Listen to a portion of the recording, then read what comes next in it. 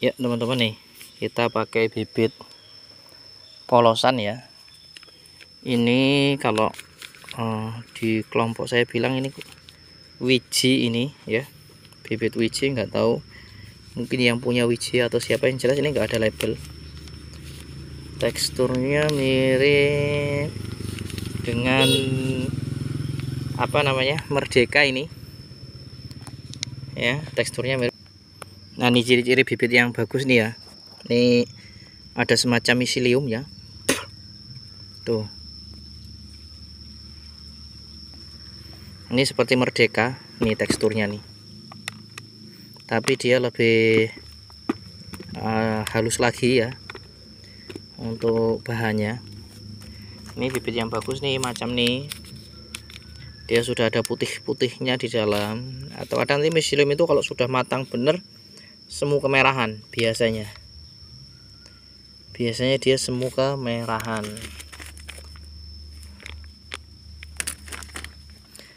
Ya, nih ada miseliumnya. Dan teksturnya dia masih tetap lembab ya. Ini insya Allah bibit ini bagus ya. Kan kadang ada bibit yang dia kering bener. Ketika kita buka ya bisa jadi di dalamnya itu bibitnya mati karena tidak ada aktivitas mikroorganisme ya untuk bibitnya.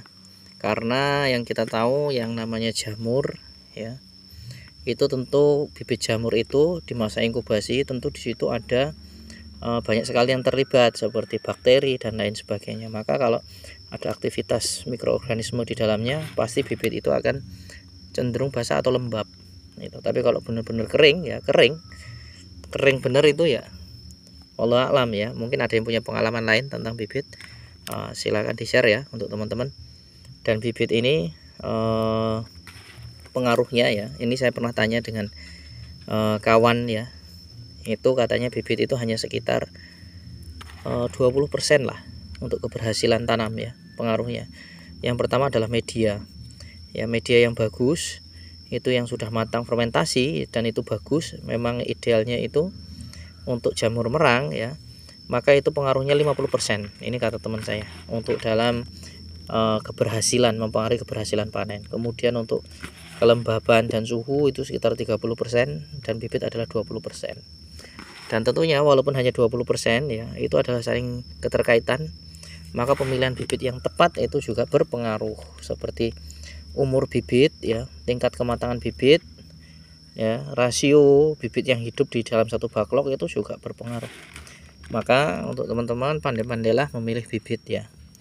Macam ini tadi ya, bibit itu mengandung kelembapan, ada aktivitas mikroorganisme dalamnya, ditandai dengan seperti ada miselium dan lain sebagainya ya.